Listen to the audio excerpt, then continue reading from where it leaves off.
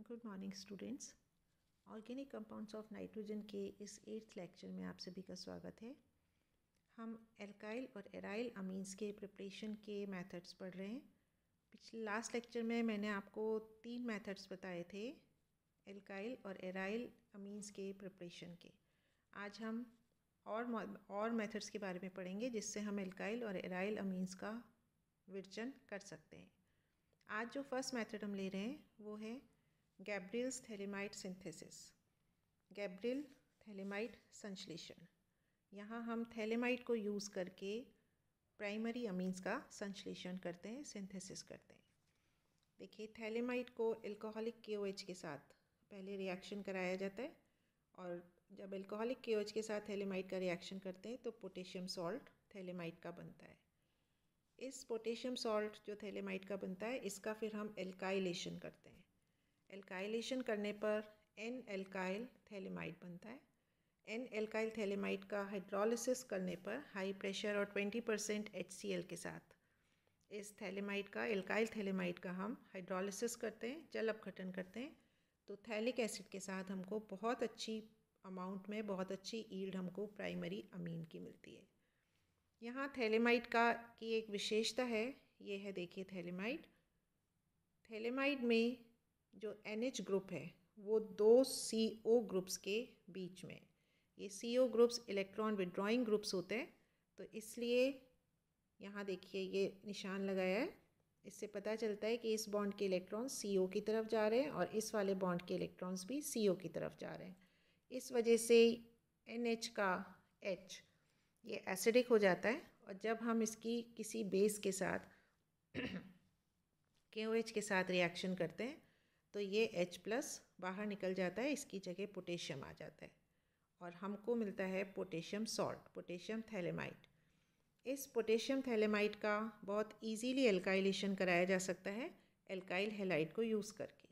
जब alkyl halide के साथ पोटेशियम थैलेमाइड को रिएक्ट कराया जाता है तो यहाँ K+ की जगह CH3 आ जाता है और प्रोडक्ट मिलता है N एल्काइल थैलेमाइड। यह है N एल्काइल थैलेमाइड। इसका हम हाइड्रोलिसिस करते हैं 20% HCl के साथ हाई प्रेशर पे। जब इसका हाइड्रोलिसिस किया जाता है तो थैलिक एसिड बनता है। यहाँ से देखिए ये बॉन्ड टूटते, यहाँ पानी का OH, यहाँ पानी का OH और यहाँ पानी के H जुड़ जाते हैं और हमको मिलता है थैलिक एसिड और मिथाइल अमीन, प्राइमरी अमीन।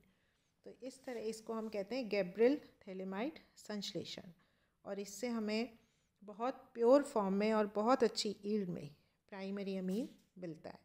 ये एक इम्पॉर्टेंट रिएक्शन है, इसको आपको बहुत अच्छे से याद करना है। नेक्स्ट मेथड जो हम पढ़ेंगे आज वो है हॉफमैन्स हाइपोब्रोमाइड या ब्रोमोमाइड रिएक्शन। हॉफमैन का हाइपोब्रोमाइड या ब्रोमोमाइड अभिक्रिया। इस रिएक्शन में यूज़ होता है एल्काइल या एराइल एसिड अमाइड और इसका जब इस एल्काइल या एराइल एसिड अमाइड का रिएक्शन हम ब्रोमीन या क्लोरीन के साथ बेस की प्रेजेंस में, क्षार की प्रेजेंस में कराते हैं तो हमको एलिफेटिक या एरोमेटिक प्राइमरी अमीन मिलता है। अगर हमने एल्काइल एसिड अमाइड यूज़ किया है तो एलिफेटिक अमीन मिलेगा और अगर एराइल यूज़ किया है तो हमको एरोमेटिक प्राइमरी अमीन मिलेगा। इस रिएक्शन की एक विशेषता है कि यहाँ जो हम एसिड अमाइड यूज़ करते हैं उसकी तुलना में जो प्रोडक्ट हमको मिलता है उसमें एक कार्बन कम होता है। तो इस रिएक्शन को हम यूज़ करते हैं किसी होमोलोगस सीरीज़ में हायर मेंबर से लोअर मेंबर के सिंथेसिस में। अब रिएक्शन देखिए क्या होता है। ये एसिड एमाइड है, इसका रिएक्शन हम ब्रोमीन के साथ करेंगे, क्लोरीन से भी कर सकते हैं क्षार के प्रेजेंस में, तो हमें मिला प्राइमरी अमीन। देखिए ये एलिफेटिक एसिड अमाइड था, ये एरोमेटिक एसिड अमाइड है। एरोमेटिक एसिड अमाइड का रिएक्शन करने पे भी हमको एरोमेटिक प्राइमरी अमीन मिलता है, एनिलीन। इस रिएक्शन का मैकेनिज्म देखिए। इसको सबसे पहले राइट ने 1968 में इसका मैकेनिज्म दिया था। ये है अमाइड, इसका रिएक्शन Br2 के साथ हुआ, फर्स्ट स्टेप है। इस NH2 का एक H रिप्लेस हो जाएगा ब्रोमीन से, वो एक H एक Br के साथ HBr बना के अलग हो जाएगा और हमको यहाँ एक हाइड्रोजन की जगह Br आके जुड़ गया।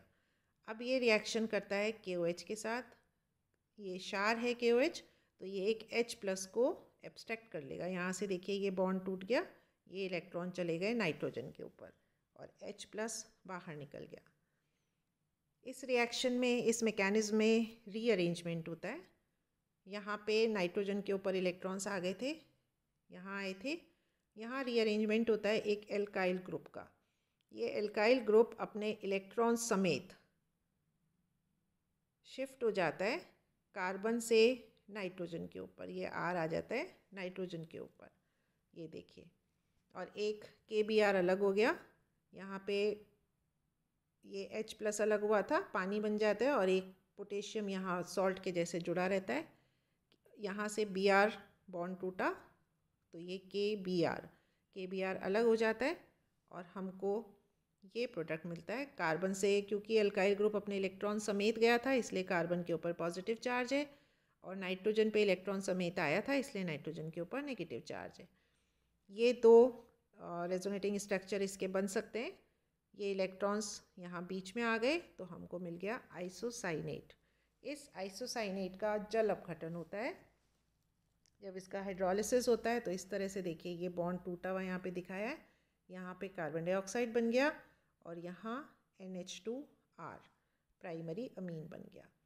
तो इस तरह हाइपोब्रोमाइड रिएक्शन से हम अमाइड से अमीन बना सकते हैं। और जो मैंने आपको अभी बोला था कि एक कार्बन कम होता है, यहाँ पे देखिए ये वाला कार्बन डाइऑक्साइड के फॉर्म में बाहर निकल गया था, इसलिए रिएक्टेंट के कंपैरिजन में प्रोडक्ट के पास एक कार्बन कम है।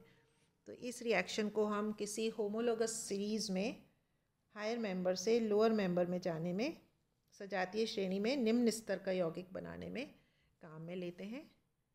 नेक्स्ट जो हम रिएक्शन पढ़ने जा रहे हैं, मेथड ऑफ सिंथेसिस पढ़ने जा रहे हैं, वो है कर्टियस रिएक्शन। कर्टियस रिएक्शन में देखिए क्या होता है, एसिड एजाइड यूज किया जाता है। एसिड एजाइड को जब हम गर्म करते हैं तो वो आइसोसाइनेट बना लेता है। यहाँ देखिए ये है एसिड एजाइड, इसको हमने गर्म किया तो ये आइसोसाइनेट बना लेता है, और आइसोसाइनेट का हाइड्रोलिसिस करके प्राइमरी अमीन बनता है। अभी पिछले रिएक्शन में भी हमने आइसोसाइनेट का हाइड्रोलिसिस करके अमीन बनाया था।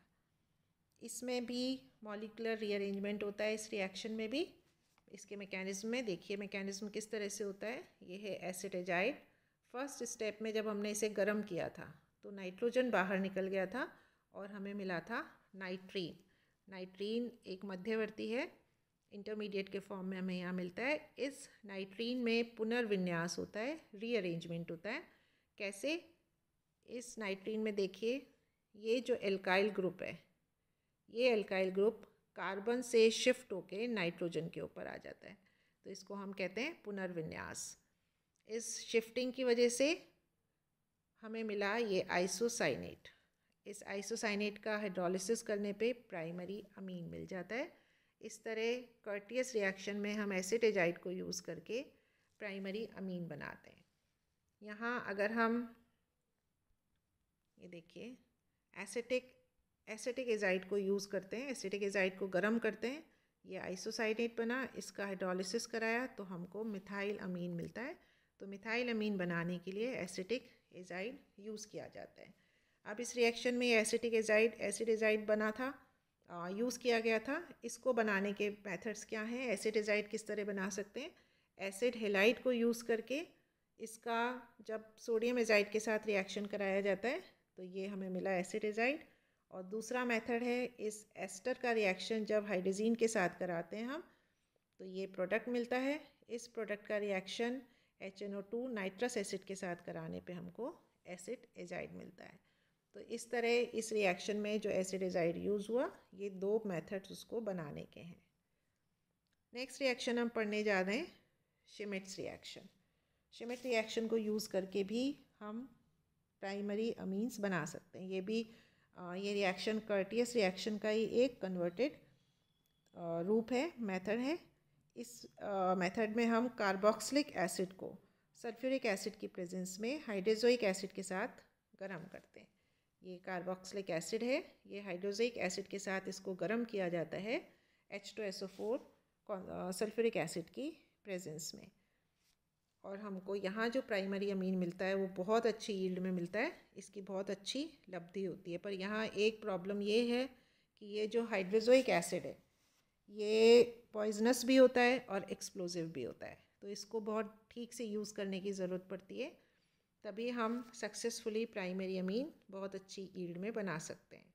इस रिएक्शन से एरोमेटिक प्राइमरी अमीन भी सिंथेसाइज की जा सकती है।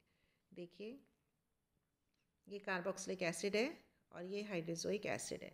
जब हम इनको रिएक्शन कराते हैं तो हमको मिथाइल अमीन मिलता है। एरोमेटिक प्राइमरी अमीन बनाने के लिए हमें बेंजोइक एसिड को यूज़ करना पड़ेगा। बेंजोइक एसिड को गर्म करना है हाइड्रोजोइक एसिड के साथ कॉन्सेंट्रेटेड H2SO4 की प्रेजेंस में, तो हमें प्रोडक्ट मिलता है एनिलीन। तो इस तरह हम एरोमेटिक और एलिफेटिक दोनों अमीन्स श्मिट रिएक्शन को यूज़ करके बना सकते हैं। आज हमने मेथड्स ऑफ प्रिपरेशन ख़त्म कर लिया है एल्काइल और एराइल अमीन के लिए। नेक्स्ट जो हमारा लेक्चर होगा उसमें हम अमीन्स के केमिकल रिएक्शंस के बारे में पढ़ेंगे। Thank you.